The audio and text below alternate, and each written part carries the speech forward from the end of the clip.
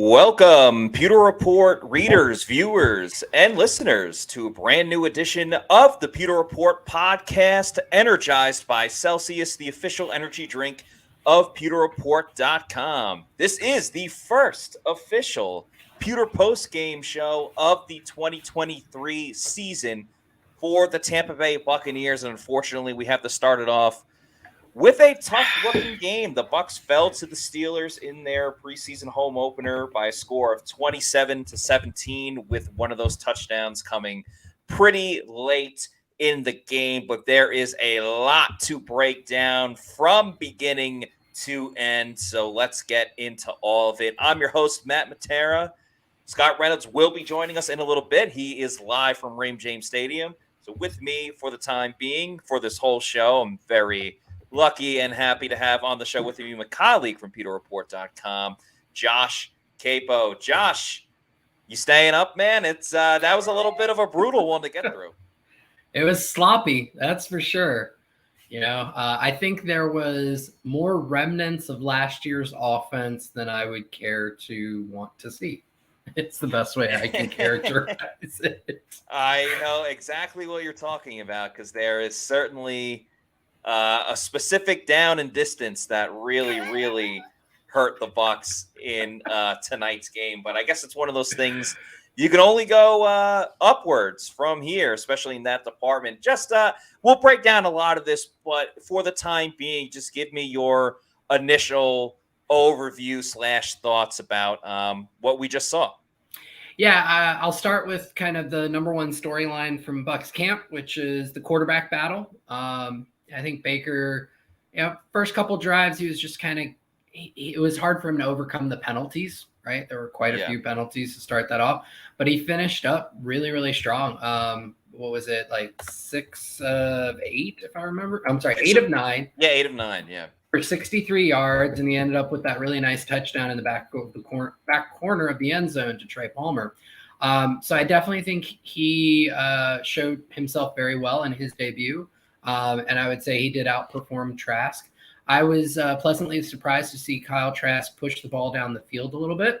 A couple of explosive plays, a couple of them where he created some yak, or the scheme created some yak for the receivers, but he also pushed the ball down the field. He did have one interception, but I think both quarterbacks showed fairly well.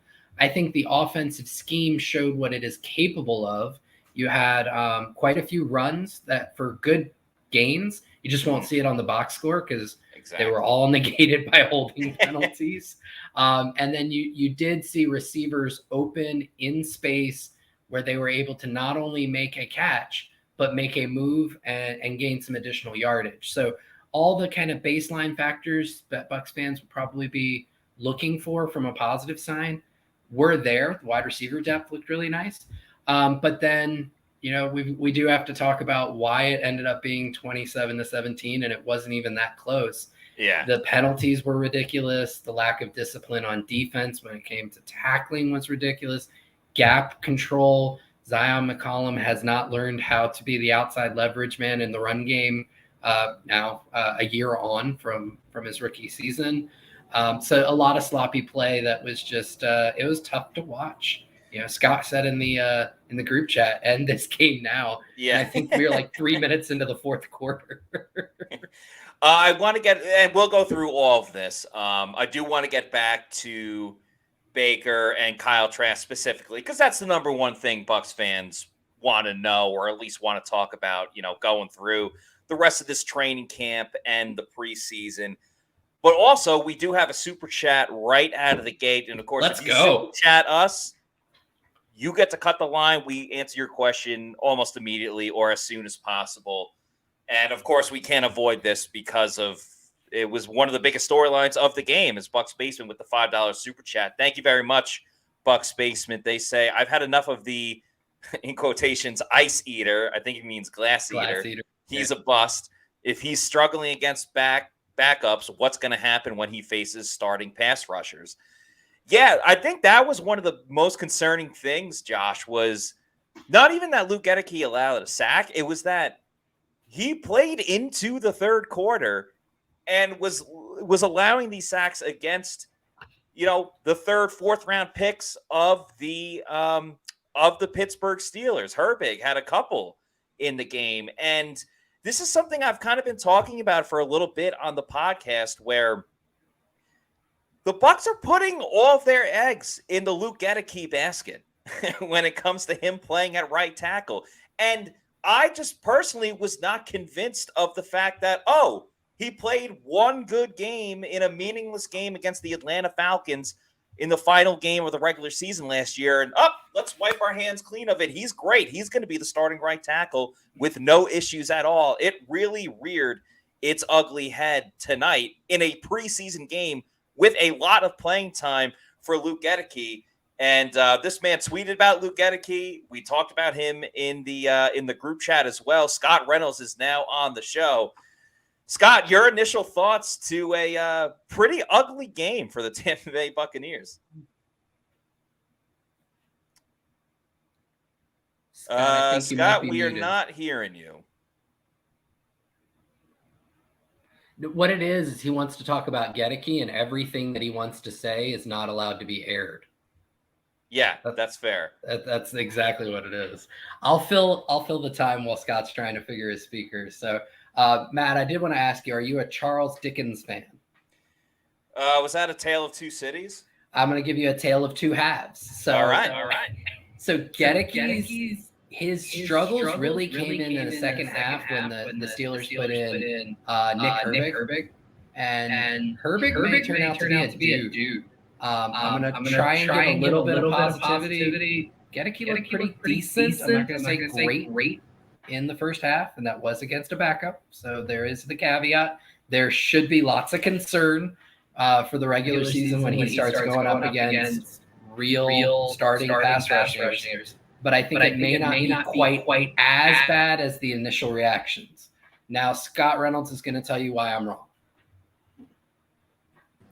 Well, I think that Luke Goedeke is going to struggle with those edge rushers, right? I mean, those speedy guys. And having the 32-inch arms doesn't help, because when you have 34, 35-inch arms, it gives you a little bit more runway to kind of wheel those speed rushers around, even if you lose technique. So I'm concerned. Didn't play that well in the run game. At the same time, this is kind of what preseason's for. Yeah. Since Central Michigan, he's had exactly one game at right tackle, and that was against the Atlanta Falcons, and he played okay there. But yeah, I agree. I think once Herbig got in the game, that speed really presented him with some problems. And maybe you see more Brandon Walton at right tackle going forward. Maybe he gets a shot. One of the things that I wrote about with Dave Canales in the 5 things that Canales needs to really do, and this is in SR's Fab 5 later this, or I guess it was probably July when I wrote it, is don't be afraid to pull the plug on Luke Goedeke. Don't wait. If it's not working, it's not working, right? We waited too long to see the Buccaneers pull the plug on Goedeke last year. He lasted until week 8 against it was, I guess, week 7 against Carolina. You were there for that game where they started to rotate in Nick Leverett, and every series Nick Leverett was in, the Bucs were better. And every series they put Goedeke back in, it was back to not being good. So they waited too long the first time with Goedeke. And if he just doesn't excel there, maybe you try Matt Filer, maybe you try Brandon Walton. But this is an experiment that needs to be short term, and maybe just the preseason. And you give him the preseason. If it doesn't work out, then you go to Filer and Walton and you shuffle the deck a little bit. I wouldn't mind seeing Nick Leverett back at left guard, right? If you kick Filer out to right tackle. I'm not saying Filer could do a better job at right tackle. We'll see. He's getting up there in age. And there's a reason, I think, why he was moved inside by the Chargers a couple of years ago. So it bears watching. Not a good debut at all for Luke Goedeke at right tackle tonight. Yeah, I was excited when Filer was signed that he could be potentially the right tackle and give Leverett that left guard shot. But did not seem like the Bucs had that as a plan. Yeah, and we'll see. We'll see how it fares going forward with the Jets. He's going to get 2 practices, the joint practices with the Jets, as well as the game. This is going to be a big week for the Buccaneers, more so even than this Steelers game tonight, which is just disappointing, right? Because you're trying to gauge how good or bad this Buccaneer team is. And they're just nobody in terms of the starters outside of Goedeke and Robert Hainsey, who might be your week 1 starter at center, and Cody Malk. Outside of those guys, and Baker Mayfield or Kyle Trask, one of those two will start at quarterback. We just didn't get a chance to see any of the starters out there to really kind of have that measuring stick game. How do they fare against the Steelers starters? Yeah, right? We didn't get that opportunity. The Steelers drove down the field on a Buccaneer backup defense and scored easily. Missed tackles galore, penalties galore, 12 for 127. You look at the Bucs running game, right? They tried to get it going, 66 yards, but then there's a 12-yard Keyshawn Vaughn run called back due to a penalty. There's a 20-yard Chase Edmonds run called back due to a penalty. There's a 12-yard touchdown run for Sean Tucker called back due to a penalty. You add all that up, that's 44 yards of offense on the ground that was called back. So that's 44 rushing yards off the board right there. And not just that, but now you're now you're behind the sticks, right? You're in 2nd and long, 3rd and long. Now you can't run the ball. So you're taking away opportunities to get those yards on the ground. So I think the stat sheet will say the Bucs didn't do a good job of running the ball, and I think that's fair. At the same time, you look at the fact that he's, Sean Tucker made some big plays, and I think too, you look at Chase Edmonds, he ran the ball pretty well, but their biggest runs were called back. Yep.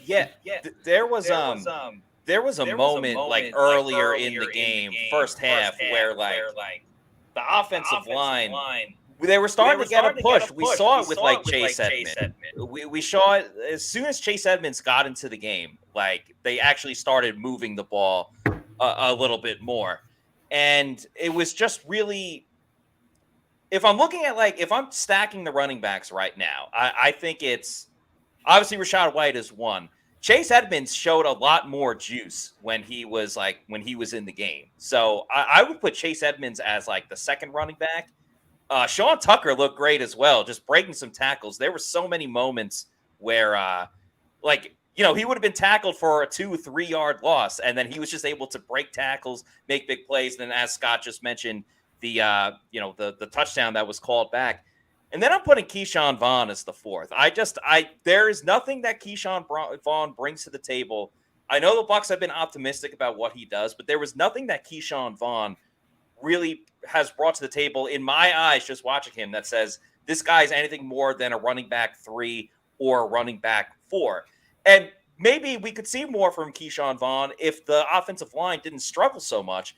And I think who that really hurt the most was Kyle Trask more than anyone else, because Baker, when he was in, we saw the bread and butter from Dave Canales. It was, clearly very run heavy when it was working. And then play action, roll Baker out, hit a wide open, Deven Thompkins or Trey Palmer and things of that nature. So and Baker that's one of Baker's strengths, is being able to throw on the run. He did a great job too, because a lot of those rollouts were to the left side, where he's on his opposite side and was still able to fire off a pass.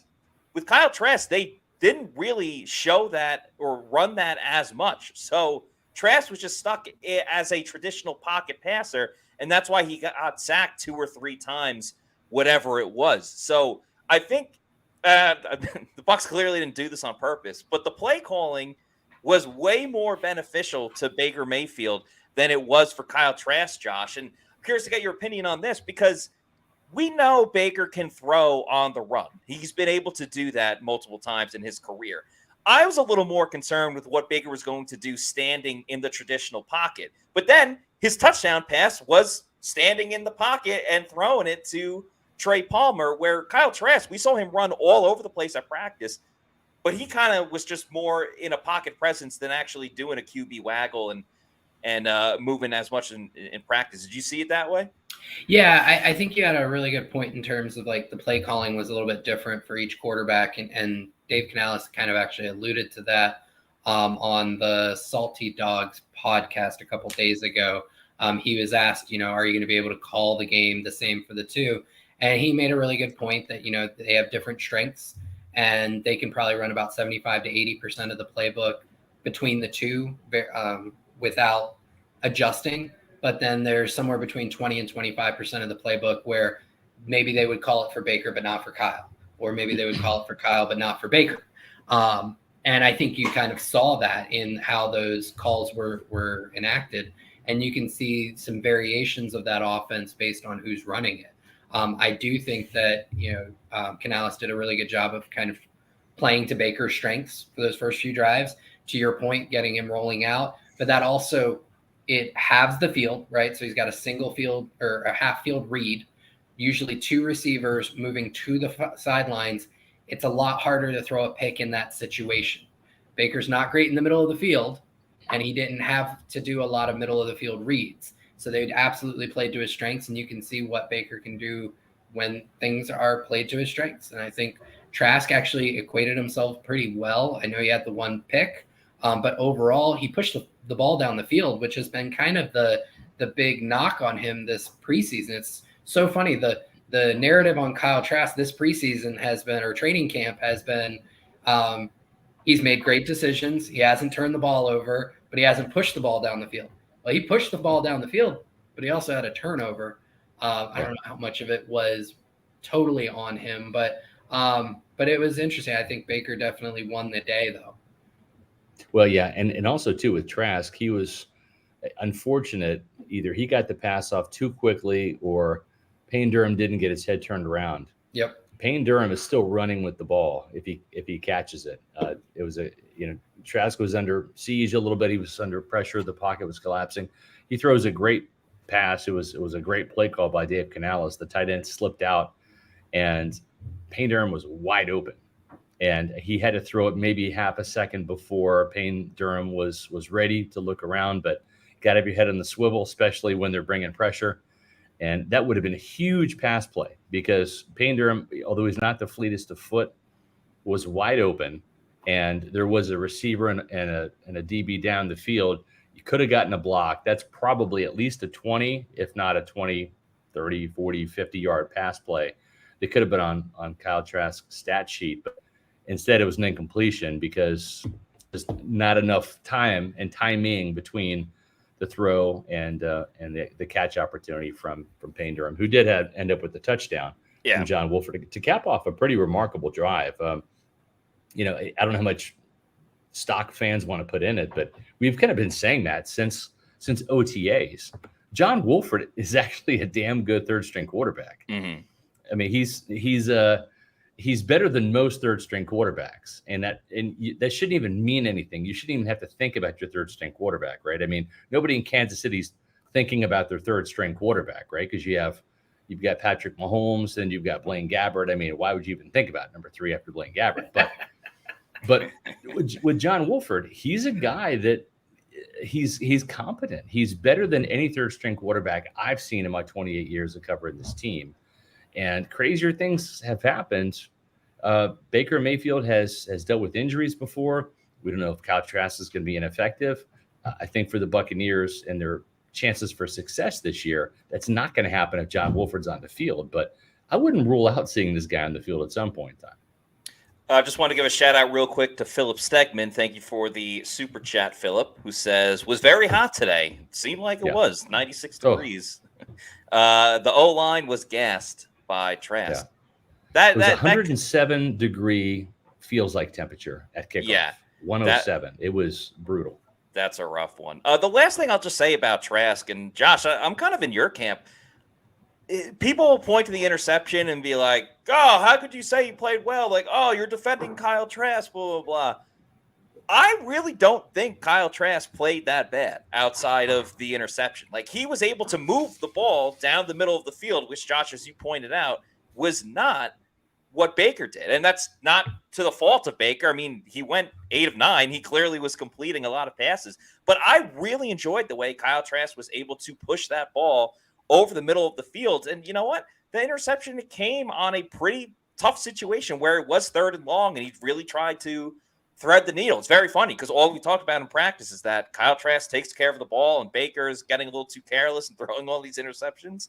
And then you get to the game and Baker was the one that never put the ball in harm's way. And Kyle Trask had those issues here and there. And, he got taken down a fair amount too. But, credit to John Wolford as well for, getting some drives going, obviously against a little bit of different competition. But, yeah, I mean, this quarterback storyline is not slowing down anytime soon. And this is just merely another chapter in the whole saga.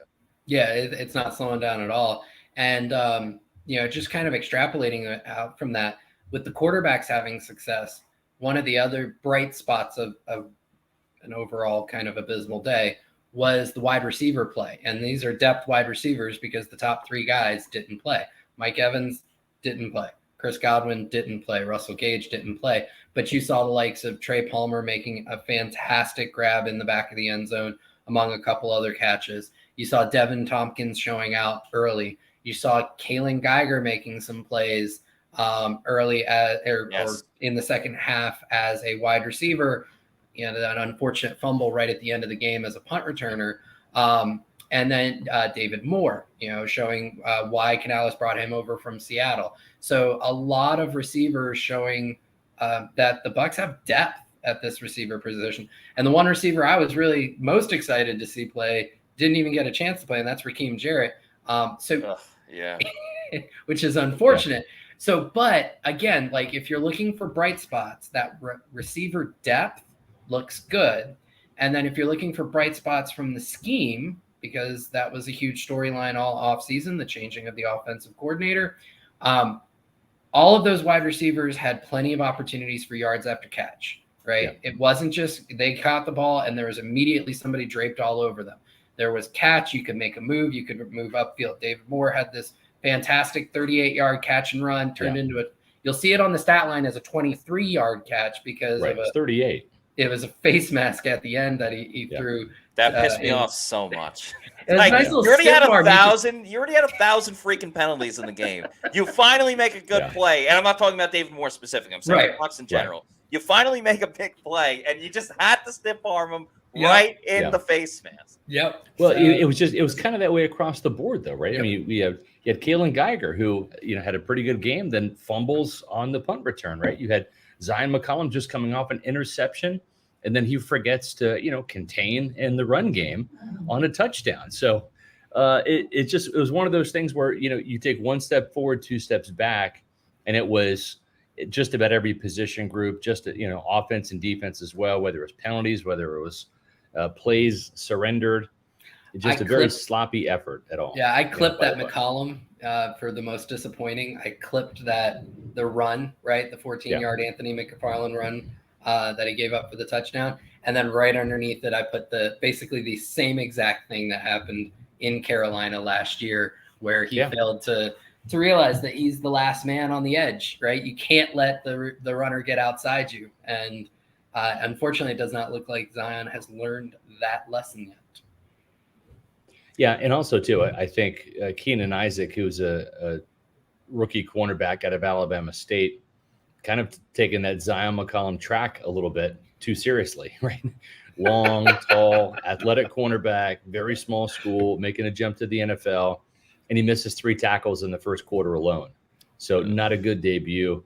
And Todd Bowles was asked after the game, how do you fix tackling when NFL training camps are geared to not take guys to the ground, right? And I think that's this is old school Scott coming back here, but you didn't have the tackling problems that are plaguing the NFL in today's age when you had 2-a-day practices, when you had live tackle periods. And the cost is, okay, well, we want to keep guys upright. We want to keep them healthy. I get that. But at the same time, you want to be able to tackle. Right? Like, that's really important. And how are you going to simulate that if you just do this 2-hand touch stuff period after period, practice after practice? You're not going to get good until you go live. And I think that I'm a little surprised because Todd Bowles is more of an old school coach.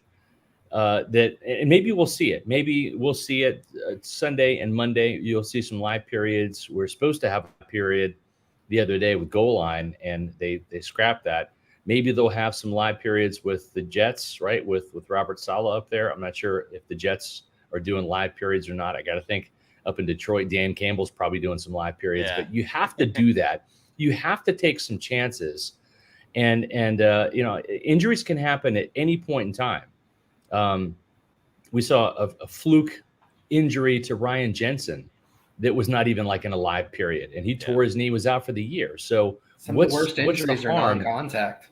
Yeah, exactly. So I'm just saying, it's like practice this, like play football, tackle, get guys to the ground, especially young guys. How many young players did we see miss tackles tonight all across the board? So it's not going to get better until you fix it, and you're not going to fix it until you practice it. Yeah, there were too many missed tackles, and that was a theme last season as well. It's just all of the whiffs, and it's immediately transitioned to at least the first preseason game of this year. I want to talk a little bit more about that. But Josh, I just saw you a minute ago. You took a swig of something real quick, and I know what you were taking a swig of, keeping you up. It's a Celsius energy drink. Is that the strawberry lemonade? It absolutely is. Oh, what a fantastic flavor, because there are tons of great flavors of Celsius energy drinks. Of course, the newest one that you can get right now is the Cosmic Vibe. It's a sparkling fruit punch. Also, the sparkling lemon lime and sparkling orange is fantastic. Cucumber lime, Arctic Vibe is great. So many awesome different flavors. Zero sugar, no post-energy drink crash or jitters that you might get with another product out there. Absolutely fantastic. If you need to know where to find a Celsius energy drink, go to the Celsius store locator on their website, punch in your address, and it will show you the closest geographical location to find one at your local Walmart, Target, convenience store, 7-Eleven, or your bodega. And once you keep going to your bodega, you love the Celsius energy drinks that you're getting and you want more, get the variety pack, because variety is the spice of life. You can go over to Amazon, do the subscribe and save, and have it sent to your house or apartment or residence every week, month, quarterly, yearly, whenever you want it. Just make sure you're drinking Celsius energy drinks. The official sponsor of the Pewter Report podcast. Make Celsius your number one pick. Let's get back to Zyon McCollum, because before we were talking about a tale of two halves, it was a tale of two games for Zyon. Yeah, it really was. Because out of the gate, he makes, maybe not exactly out of the gate, but early on, he makes that interception. And that was what we've seen from Zyon in training camp. Him just having a great amount of, Scott, I think Panic's trying to get you in the background. I'm not sure. Yeah. He makes that interception, like great coverage on the play. This was after he was guarding George Pickens for quite a while, which I actually thought that was a nice, even though he allowed the touchdown, he had great coverage on the play. I actually respected that this was a good opportunity for him to go up against a really solid wide receiver in this league. And then as soon as the Steelers brought in the backups, wham, you see the interception by Zyon, everything that we saw from him in training camp, everything that Todd Bowles was trying to get out of this man when he had that conversation with them that you can read about on pewterreport.com.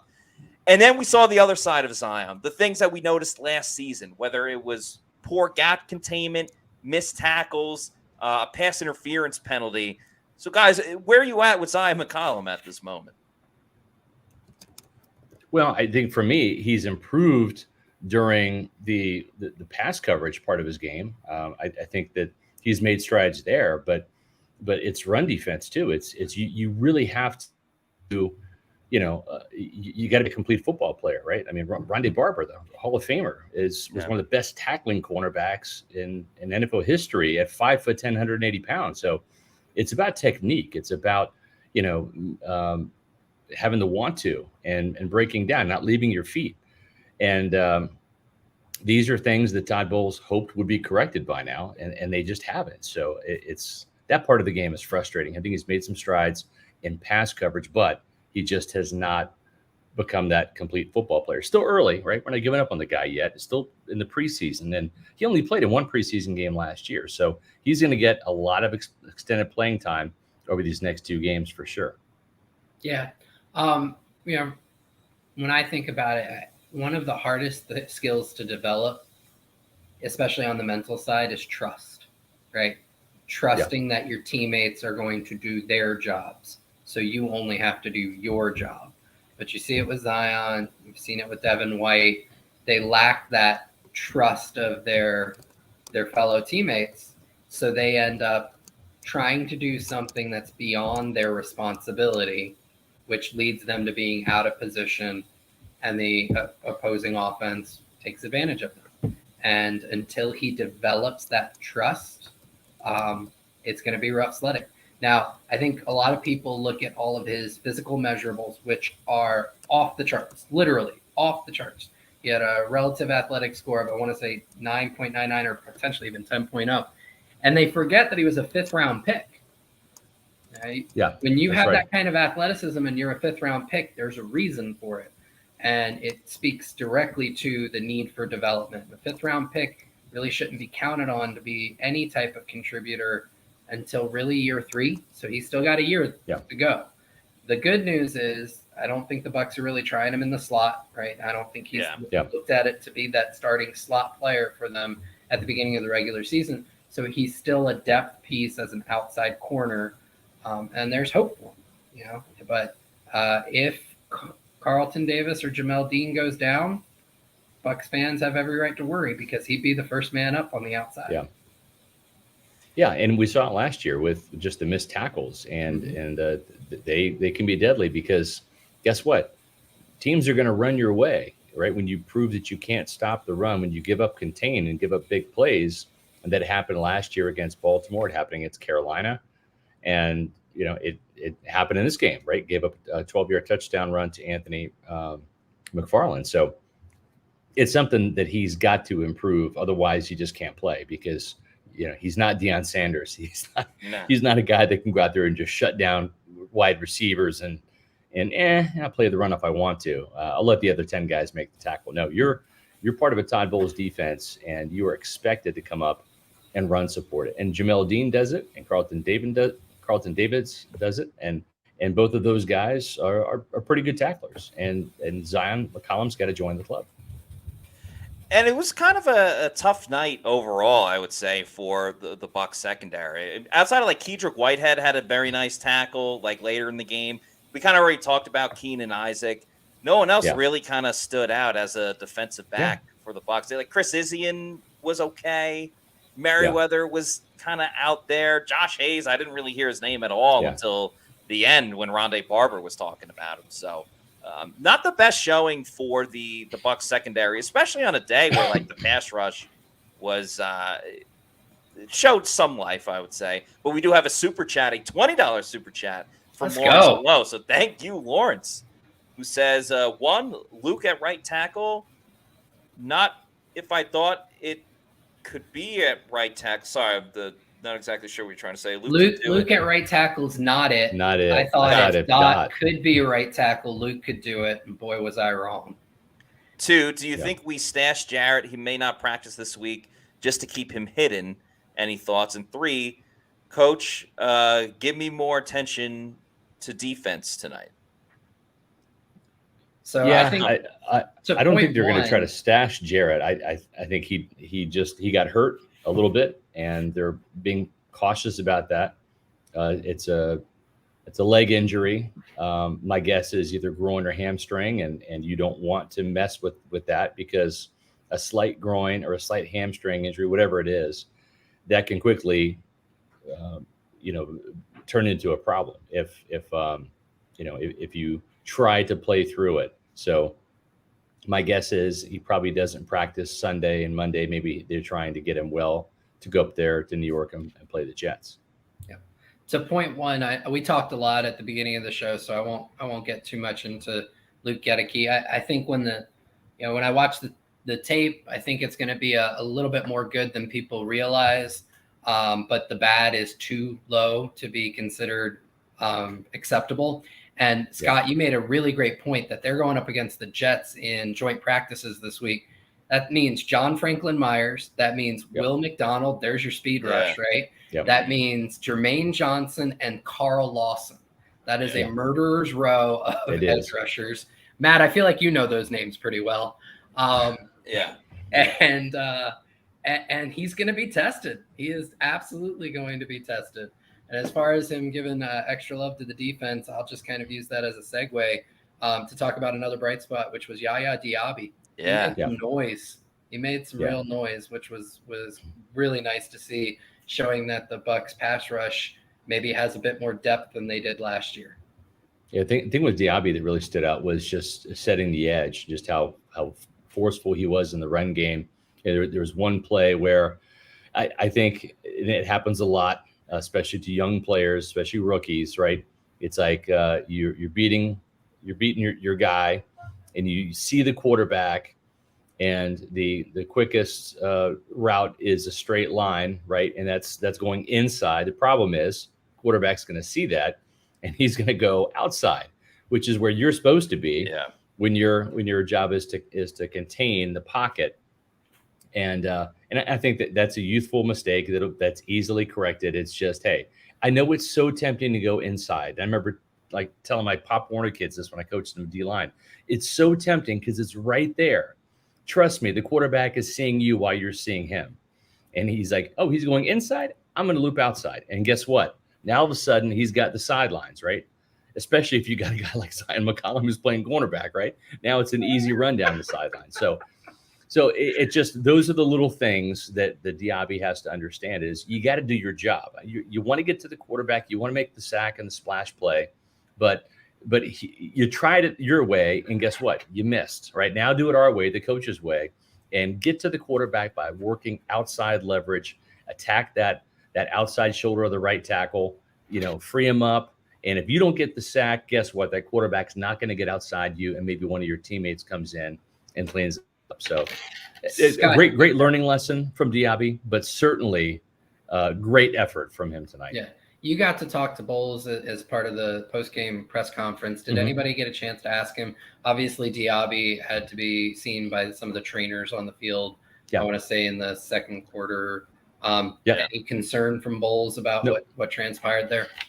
He could have gone back in the game. We saw him. He was doing sprints with the trainers. The ankle looked fine, and he could have gone in. It just, at that point in time, that was the time where he was supposed to leave the game, and he got enough work in, so it just worked out perfectly. That he could have gone back in if they needed him to, but that was his pitch count as it stood. So he'll be fine for next week with the practices against the Jets, et cetera, and the game. But yeah, I think a really good showing by him tonight. Also, too, Anthony Nelson. Yeah. He was the best player on the field in the first quarter for the Bucs defense. He just was. Just knew what he was supposed to do, made his presence felt. It was kind of like that big brother out there on the field, because he was the only guy really on that unit that had any type of real playing experience and playing time out there. So good to see him in that role. You don't want to see him as a starter. We saw that last year, and he got lucky and got home a couple times, forced some fumbles, but the pressure rate just wasn't there. Josh, you pointed that out before, but I thought out of a really bad group of backups that were out there to start the game for the Buccaneer defense, he was the lone bright spot. I thought he played really well. He did. Anthony Nelson, best player on the field, music to my ears. Yeah, I mean, that was a great stop early on in the game. And, Yaya was very concerned. And then after the game, they show him, like, signing autographs to the fans, like, up by the thing. So that was good to see. Yeah, Yaya got in there so quickly. Then I was like, oh, no, he's, like, doing a JTS and, like, getting there but not finishing the play. But I'll give him a little bit more of the benefit of the doubt with it just being. I'm telling you, it's going to happen. If you look at his career at Louisville, he was kind of a one-year wonder. He was a late bloomer. He's going to be a little bit of a late bloomer in the NFL. He's going to get 3 or 4 sacks this year. And does he have the ability to get more? Yes, he does. He has the speed to power. He's got the speed to track down a quarterback from the backside. But it's the finishing moves. I think he's going to have some similar struggles that JTS has gone through.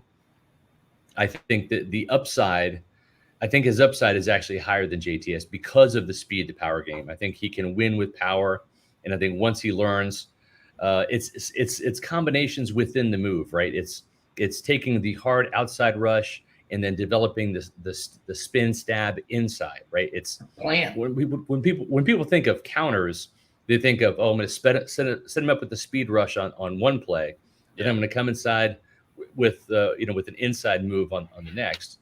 But really, sometimes you need two moves in one rush. And I think that's the finishing move that he needs to come up with, because he's got the bull rush down. He can hit you with power, but then can he do push pull? Then can he do club rip? Can he do swim off of the power once you get that tackle rocked back out of a stance? And that's what we haven't seen yet, but I think that's coming with good teaching and coaching and time and playing experience. Yaya is really building that foundation for his NFL career, much like how people, start a foundation and start their lives with their families by buying their dream home. And if you're in the Florida area and you want to make sure that you get your dream home and the right house and the right process, you got to go to Eric and Caitlin Gross and the Eric Gross Realty Group to find that. Go to www.housesinflorida.com. Eric Gross is big time Bucs fan, big fan of the Pewter Report podcast. Just came back to Tampa, living in the Cincinnati area. But the cool thing about Eric and his group is, it's more than just having like a typical realtor to find your home. Like, they put in way more attention to detail, effort, overall, just minute details that you wouldn't even think about. You're dealing with these realtors, like you're actually having a legit conversation with Eric. Like, we had him on the show, and he could shoot the breeze about literally anything when it comes to just having a conversation. He truly cares about knowing his clients, learning what they want, what their interests are, and finding their dream home through that. So make sure you team up with the Eric Gross Realty Group. Eric and Caitlin Gross, two fantastic people, and also huge Bucs fans, which is a great thing to see. Yeah, it's a great website, housesinfla.com. Make sure you visit that. Check out their inventory online. It's a great website, easy to navigate. And Eric Gross Group, they're going to be with you throughout your entire home ownership journey. You're going to feel welcome with the Eric Gross Group, the official realtor of Pewter Report. Again, visit housesinfla.com. Have another super chat from Meets McGee. Says, Scott, I heard you on Sirius NFL Radio this morning. I was. It was good talking with Alex Marvez and Rick Spielman. I had a great time doing that. We do NFL Sirius Radio from time to time, so it's awesome. Matt Matera is actually going to be on News Channel 8 on the pregame show next Saturday for the Bucs next Jets Saturday. game. Matt and Adam Slavan are going to be up there covering the Bucs and Jets practices on Wednesday and Thursday, doing podcasts live up there from New Jersey.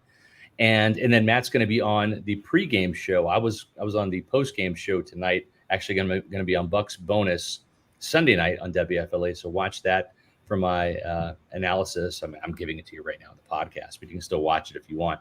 On News Channel 8, that's going to be 11:35 on Sunday night as we wrap this up. But Matt, you're going to be on the pregame show. It would be fun to watch you with Dan Lucas live from the Bucs Jets game on the field. So that's going to be a great experience for you. Looking forward to that. I'm very, very excited for it. Super grateful. And, got my hair cut today and everything. So I look span for the TV itself. Let's talk a little bit more about this game as we start to wind down a little bit. One guy that actually stood out to me later in the game, I mean, Marquise Watts getting the strip sack, I think was huge, because that was something that was kind of missing from the Bucs last season. So just a nice, as Todd Bowles likes to say, a nice heady play by Marquise Watts. But an old dog who played a lot of the game, Will Golston, I think proved that, maybe he's not exactly the starter that you want on the defensive line, but he's way better than these, fourth, fifth string guys that are fighting to make this team.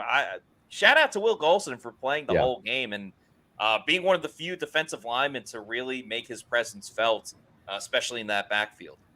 He did a great job collapsing the pocket. He was really playing nose tackle on that and took the center and drove him all the way back into the quarterback, and was a quarter of a second away from maybe getting a sack fumble himself.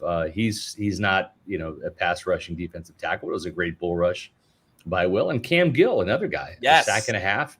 He really showed up tonight. And I agree, Marquise Watts with that strip sack. Those are the kind of plays when you're out here that the coaches want to see, right? They want to see two things. Don't make mistakes, and we saw a lot of that tonight with penalties and missed tackles, etc. But then make plays, right? Make us put you on this roster. Make the team, and you make the team by making plays.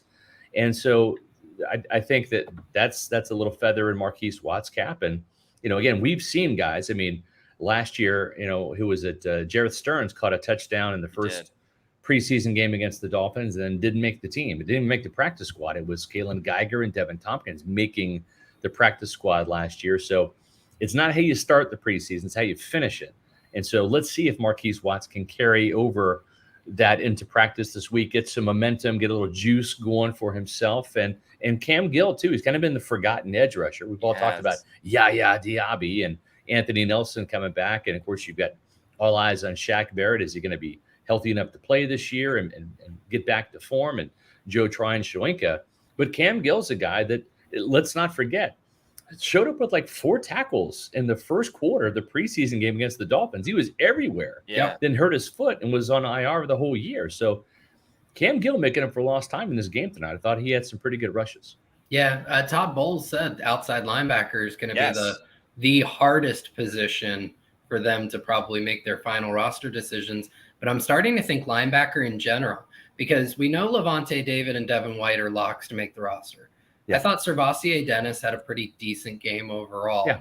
You talked about Watts with the strip. J.J. Russell had a interception. Yeah. Mm-hmm. So at what point does KJ Britt start to, got some guys breathing down my neck here?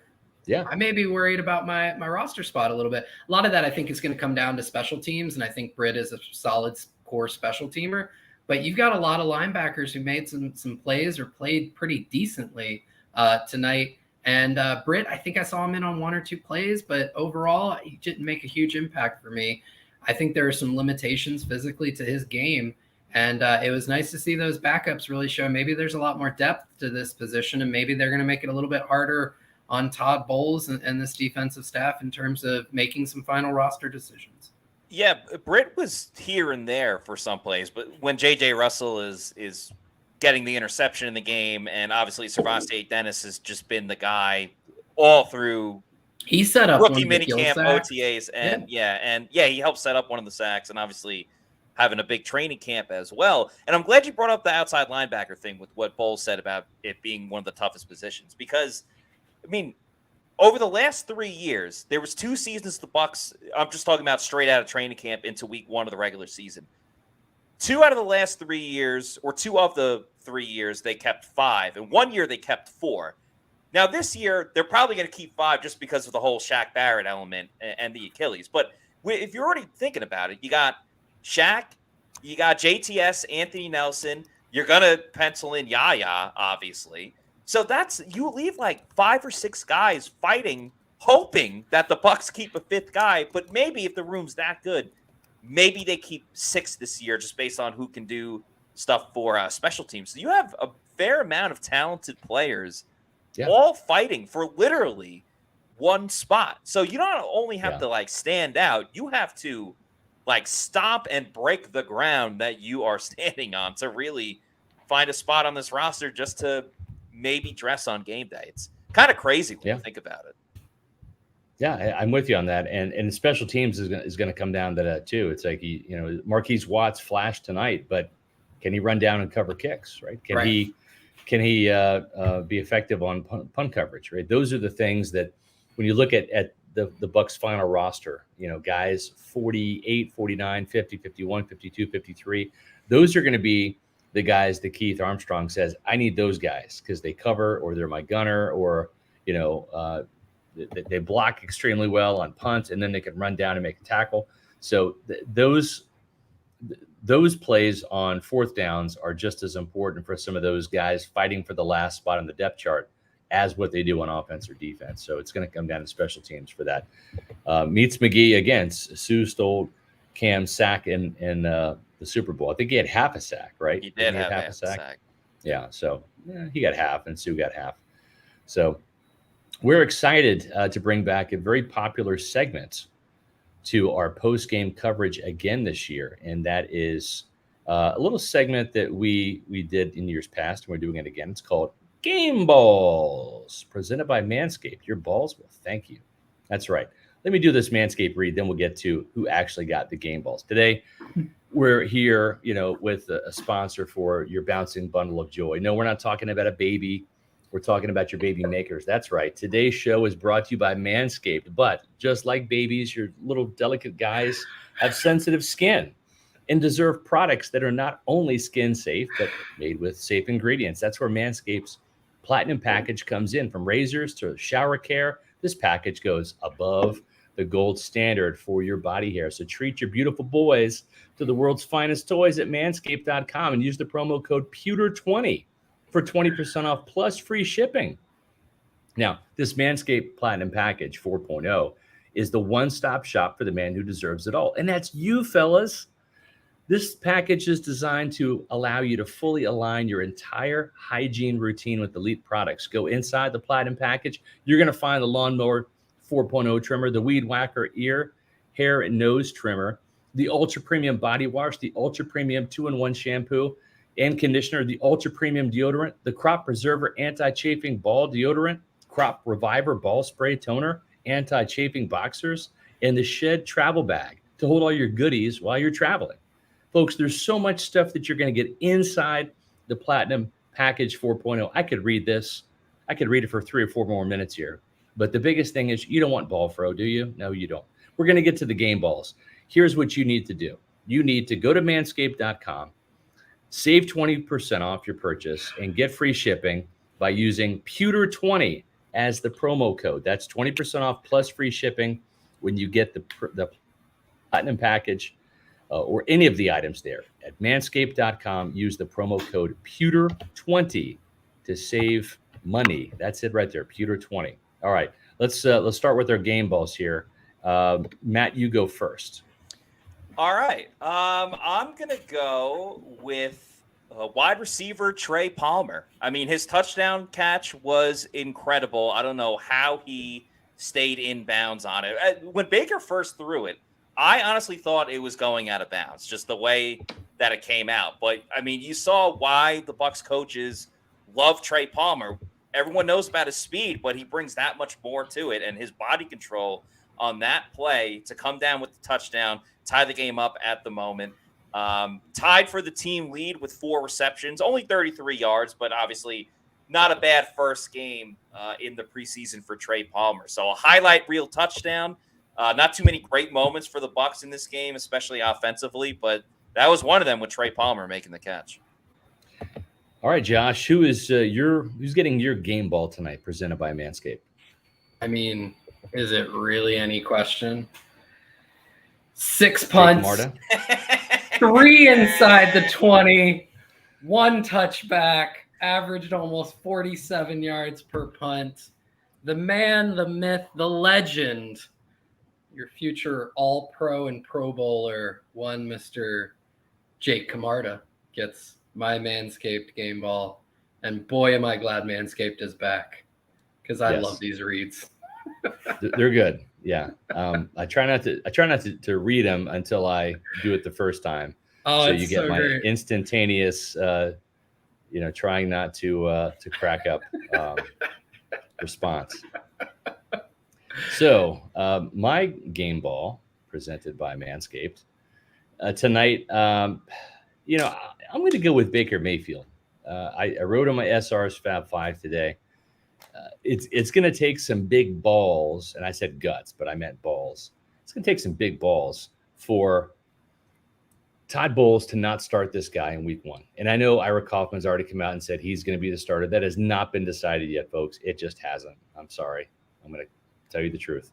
But as I wrote about in the Fab 5, it's going to take a lot to happen in the preseason. There's only 2 more games left for Kyle Trask to unseat Baker Mayfield as the starter up there in Minnesota. And the thing about Baker Mayfield tonight was I thought he was in command of the offense.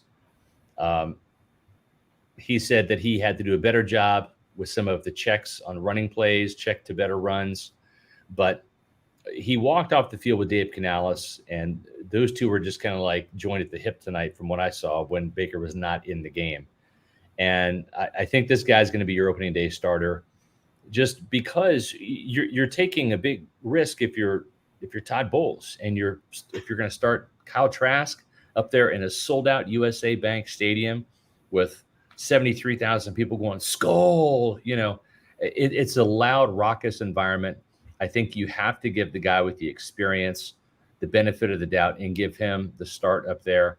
And we'll see. There's still, a couple weeks of training camp left. The Jets joint practices, 2 preseason games.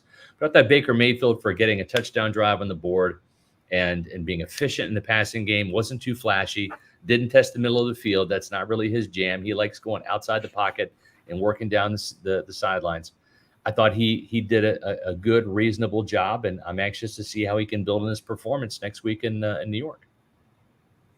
Yeah, it'll be very exciting. I thought Baker, as he said, first test for him, he definitely passed it, but there's definitely a long way to go as well. I don't think any he of did our this without Chris and Mike too. Yes, he's exactly. going to Trey Palmer and Russ. Deven Thompkins. No Russ either. And no Russell Gage either. Yeah. So yeah, I think that you give him those weapons, give Kyle Trask those weapons, and it's going to be a different story next week when the Bucs play the Jets. I think we're going to see Mike and Chris suit up and actually take the field. Or at least especially in practice as well with those joint practices. Mike Evans against Sauce Gardner. I'm already. That's going to be good stuff, man. It's going to be great. That's going to be great. One last thing before we get out of here. I think Trey Palmer might be the starting kick returner. He looked pretty good. He struggled in practice at returning, but he looked pretty good in the game. I think looked better than Deven Thompkins just from a return standpoint. So that'll still be ongoing, but like what I saw from Trey Palmer early on. And if you liked what we put out on pewterreport.com and all of our social media, please follow us on Twitter, also now known as X, Instagram, Facebook, and Threads. We're all at Pewter Report, and our YouTube channel is Pewter Report TV. Please like and subscribe to our YouTube channel. We got tons of content always coming out in various different forms, so please follow us on all our social media channels. But that's going to do it for us this night, right before midnight. Yep. So for Josh, here's the setup. Tomorrow we got a Todd Bowles press conference. It's going to be virtual, so we'll report on that. We'll have full post-game coverage on pewterreport.com. Sunday there is a Bucs practice. There's not going to be a podcast until Monday. Matt and I will be on Monday doing roll call at 4:20. So make sure you join us on Monday. We'll talk about Sunday's practice and also Monday's practice. Yeah. And then we'll have another podcast on Tuesday. And then it's off to actually we may or may not I'll be traveling Tuesday if you want to. Yeah, we'll do a podcast on Tuesday. Matt and Adam Slavon are traveling up to New York. And then Wednesday and Thursday, they're going to be live from New York with the Bucs Jets joint practice wrap-ups. Yep. And then the game on Saturday, there will be a post-game podcast as well. So that's going to do it for us. Until Monday, for Josh Capo, for Scott Reynolds, I'm Matt Matera saying thanks, everybody, for watching. We'll see you on Monday for another edition of the Pewter Report podcast. Enjoy your weekend. Out. Wrap up.